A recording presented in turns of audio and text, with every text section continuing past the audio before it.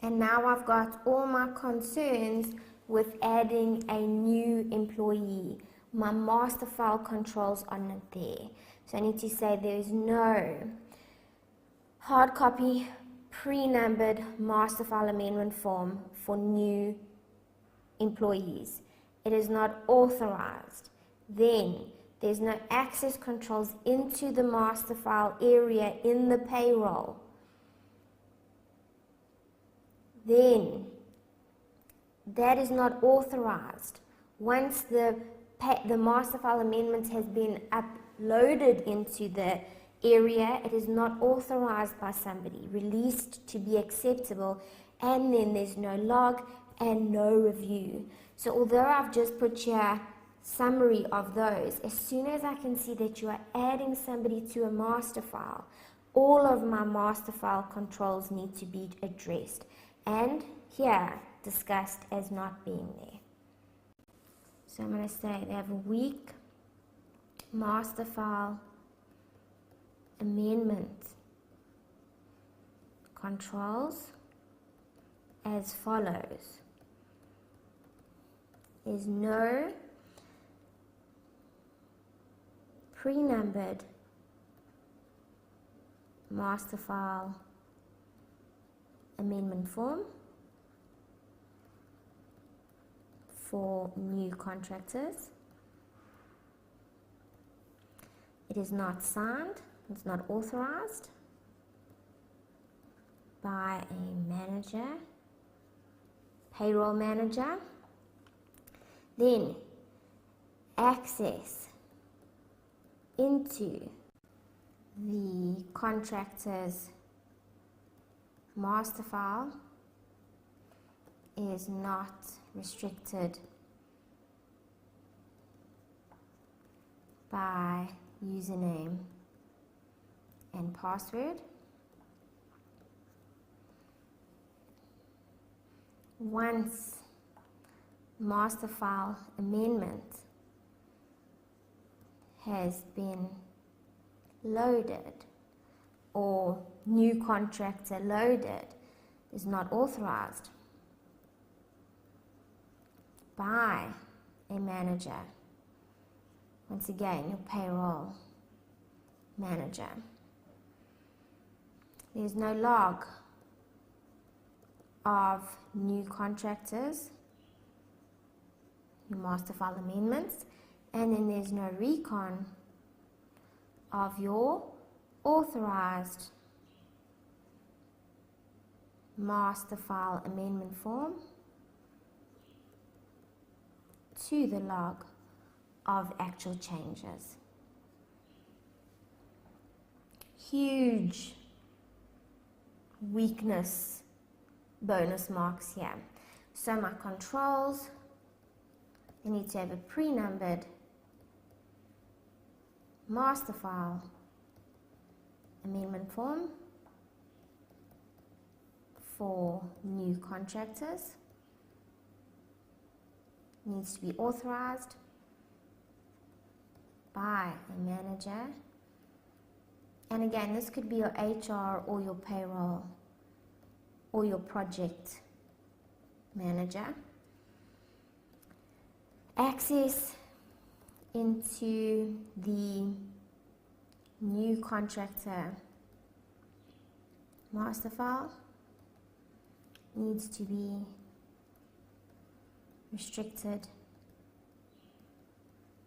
by username and passwords.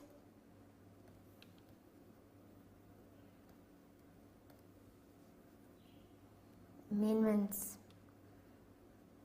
need to be authorized prior to acceptance. Needs to be a log of new contractors, and then there needs to be a reconciliation of the authorized new contractor amendment form to the log of amendments.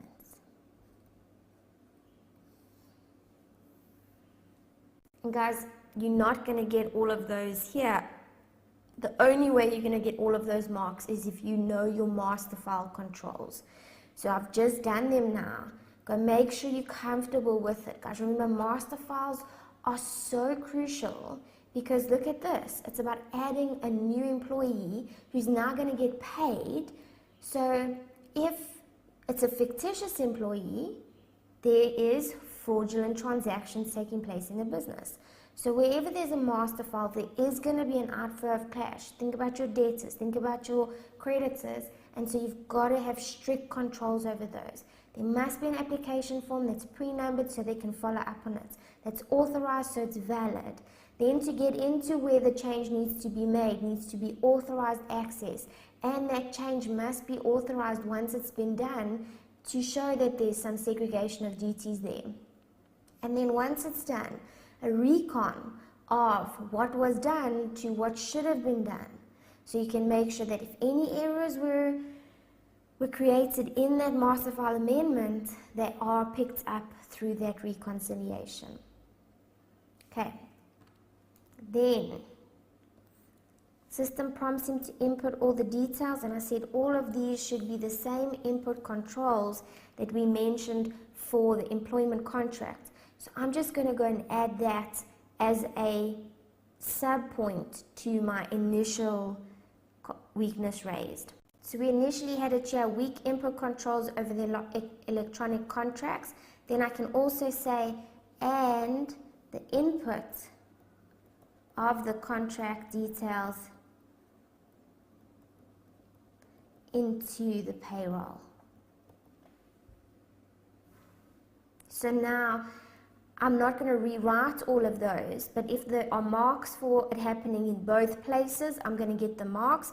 But if there's only marks for discussing it once, then I haven't wasted that time trying to put these all down again where I could have just grouped them like I've done here. Okay, then I've got no authorization of the payroll. I know the payroll must be authorized by a payroll manager.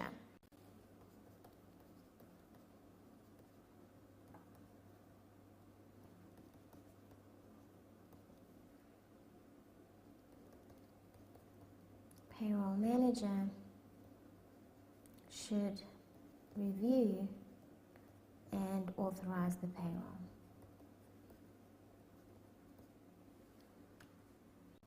And now we get into the payments for EFTs. So I've got no EFT requisition doc. And then that is not authorized. And at the end, it's not reconciled. Okay, so I'm going to group those together. No EFT requisition document, and it's not pre-numbered, and it's not authorized. So there should be a pre-numbered EFT requisition, and this should be authorized by a manager, financial manager. EFTs are not released by two authorized signatories, and then they are not reconciled or reviewed, they just paid, and the recon would then pick up, if you reconciled it to your EFT request, the difference between the amount on the document requested versus the amount that has been released.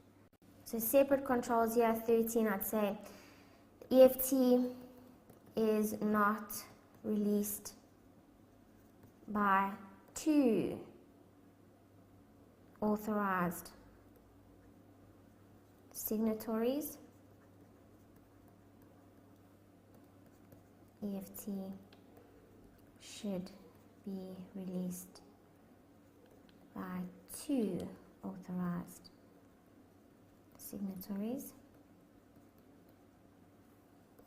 And then there's no recon of the EFT request to the EFT prior to releasing. There should be a recon and review of the EFT request to the EFT prior to releasing, and also actually to the payroll. Recon and review of the EFT request to the EFT prior to releasing. So actually up here, guys, where there's the EFT request, we should have here, there's no recon to the payroll. Recon to the payroll. Because they're going to make sure that what's on that request reconciles back to what the payroll required, and then it's just about the request reconciling back to the actual EFT. We've only got 14 points there, guys, but you'll look at some of them. We've got quite a few points under each, especially looking at your weakness in your master files. 2, 4, 6 weaknesses to 6 controls. So don't worry that you don't have 15 points, because some have been consolidated. I'm going to quickly take you to the cycles, just so that you can see these controls throughout those different cycles, especially because EFTs we just generally covered in the purchaser cycle, so you'll see those all coming through, and then your payroll controls and in the payroll cycle.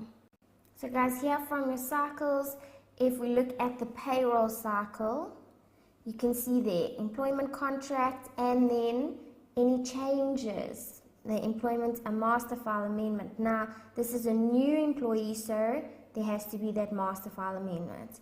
Okay, we didn't really worry too much about the wage because they weren't wage, so our focus was on the fact that they were actual employees, so just the payroll then, and then all the controls that come back with it, a recon and so on.